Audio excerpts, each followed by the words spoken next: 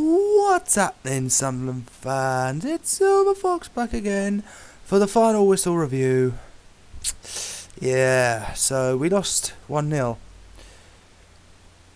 And you know what? We actually shouldn't have. We should have actually won that game. For a number of reasons that I'm still pissed off about. It's Monday now, and I've had to leave it till now to do this video because I was just fucking absolutely raging.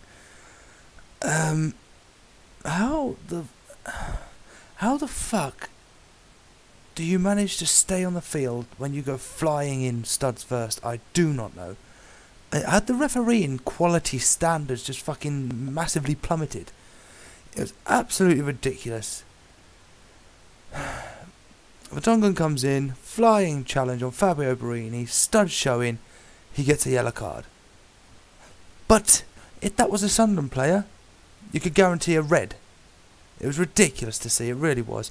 The officiating in that game was an absolute disgrace. And to top it off, you know, the ball's played through to Defoe, who's doing, you know, he had a cracker up front, I might add, you know. It normally seems isolated, you know, much like Harry Kane was, because, well, let's face it, that fucker can't hit a barn door with a machine gun. So to those of you who I work with, I fucking told you so. I told you. I think Harry Kane will score. Nah.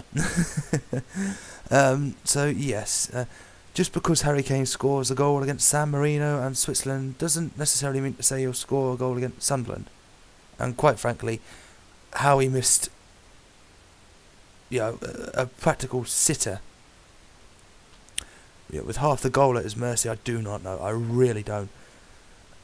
The guy's awful, but it's not his fault, you know. I keep saying it. You play Harry Kane up front alone, he's going to be isolated. And Tottenham haven't got the midfield to really give him the ball. Everything Harry Kane went for, he had to pretty much create himself. Say no more. But yeah, so Defoe's in the box anyway, and he's clearly being pulled back. I can't remember fucking who it was, but yeah, they must have been holding fucking hands and yanking him back, literally, physically. He stays on his feet, credit to him, but no penalty given. You know, you can't justify playing an advantage. Yeah, because there was no advantage there. He was barely on his feet as it was. He didn't go down though. He got the shot away, but still, how many times do you still see the penalty given? It was just diabolical, you know. And to be honest, I think they fucking hell, the FA, they really need to have a word. They seriously do, because just the standard of refereeing has, since Howard Webb's decided to fuck off and call it time, the standard's gone downhill. Plummeted downhill. So it's going to be interesting to see what Bournemouth will be like. Then again, you know, that's for obviously the preview show, but yeah. So yeah, there was a lot. Jermaine Lens threw ball to Jermaine Defoe. It's fucking confusing, doesn't it? Defoe, he takes a touch. It looks too heavy. Looks like he put too much on it. Luckily, the ball starts slowing down. He manages to just scuff his shot though as Lloris is coming out, and it cannons off the post. Absolutely gutted. And you know, to all ends up, Spurs might have had the possession, but Sunderland by far looked the more dominant team. By far, even at the end of the game. Obviously the goal, the ball's floated into Ryan Mason, who, I haven't seen the replay, but clearly looked offside by the way. So I don't know for sure. And Pantilimon comes out and he just does a cheeky little chip, you know, to put the ball in the back in there. And I suppose a bit of justice for Sunderland. Mason ended up getting stretched off injured. Much like fucking if Vertonghen had connected any harder, Borini would have been stretched off injured. So I suppose an eye for an eye is fair at the end of the day. It's tough shit, isn't it? Yeah, guys, I'm always one for being fair, but you know, it's just it's a fucking joke, isn't it? It really is. And I, for one, don't get me wrong, I'm not happy to see someone injured. Far from it. I don't like seeing anybody get injured, you know. And I've seen some horror tackles in my time watching football. Jesus Christ. Ugh. But You know, at the end of the day, it's an eye for an eye. And that's just tough luck. If he's out injured, he's out injured. You know, if Tonga had gone in any harder on Barini, you're looking at broken leg instantly.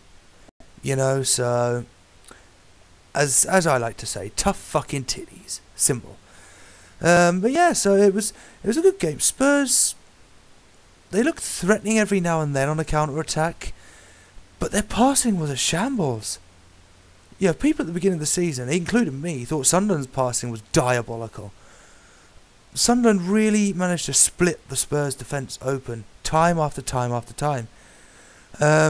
You know, to end the game, I believe it was Van Aanholt and Veer, I think, whipping the ball in. Rodwell, he just smashes at it. It's curling around to the keeper's top right, and it cannons off the crossbar. Devastated. That could have easily been 2-1, and I could have won my bet, by the way. But yeah, so it was one of those things. You know, Lady Luck had left us. That was obvious. I mean, in the first minute, Tottenham personally shouldn't have had a penalty. Luckily, they didn't get one given. It's one of those things where it was more of a sort of a body check challenge, you know, and I could understand why the referee didn't give it, which is fair enough. But the other obvious one was clearly Jermaine Defoe. You know, anybody watching that, okay, he stayed on his feet. How many times have you seen players stay on their feet but had their shirt pulled, you know, or had their arm yanked back? You know what I mean? And they've been given a penalty. So there's no excuses for it. And anybody that says it wasn't a penalty, quite frankly, stick your arsehole on me thumb, because fucking hell, grow up, you know? I tell you, it's just ridiculous. So yeah, that only leaves a few things. Well, my man of the match, and you know what? I'm actually surprised I'm even saying this. I really genuinely am. Has to be Jonas Kaboul.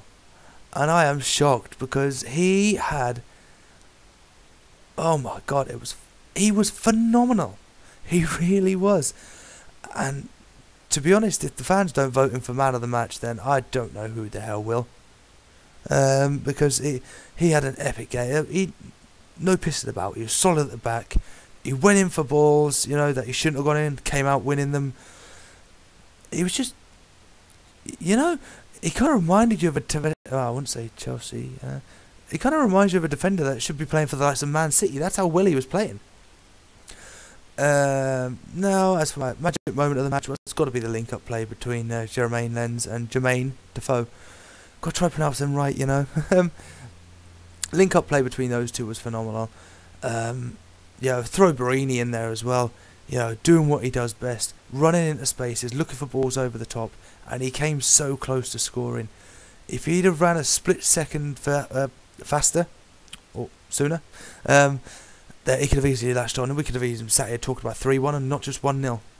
There we go, you see. So, but yeah, time after time, just Sunderland constantly threatening, you know, with the link-up play, and my God, yeah, we could have easily scored 7 or 8 goals past Spurs, you know.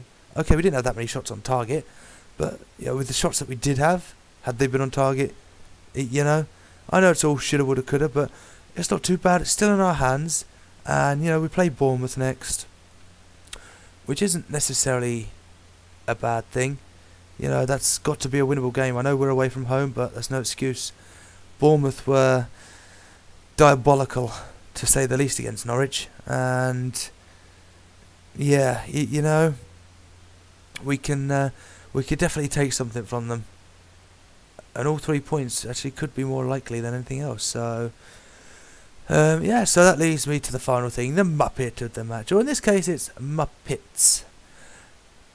And it's been hard to choose. You know, it was tempting to choose the referee, because he was quite frankly a fucking idiot. But an idiot is a completely different class compared to Muppet. So yeah, Muppets of the match have to be the entire Spurs team.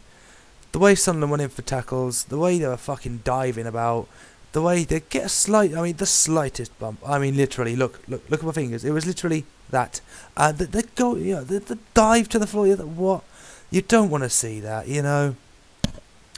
And to be honest with you, they're acting like idiots. They really were. They didn't deserve the win. Quite frankly, the whole fucking lot of them should have been booked for simulation, because they were shite, you know, diving about the place. And Jan Vertonghen, quite frankly, is a very fucking lucky boy. Really is. So that's it for the review. If I was to rate Sunderland's performance, you know what? They would get a big fat 10 out of 10. Simple. They bossed the game from start to finish. Spurs just got a lucky break, which does have... Again, I haven't seen the replay, so don't quote me on it. If you've seen the replay, then by all means let me know in the comments below. But had a slight hint of offside, but yes, might be wrong. So yeah, 10 out of 10, because the performance, if they put that performance in on Saturday against Bournemouth, all 3 points are fucking coming home, believe you me. So that's it, guys. As always, this has been the review, and I will see you on Friday for the preview of Sunderland vs Bournemouth. I'll see you all later. Bye.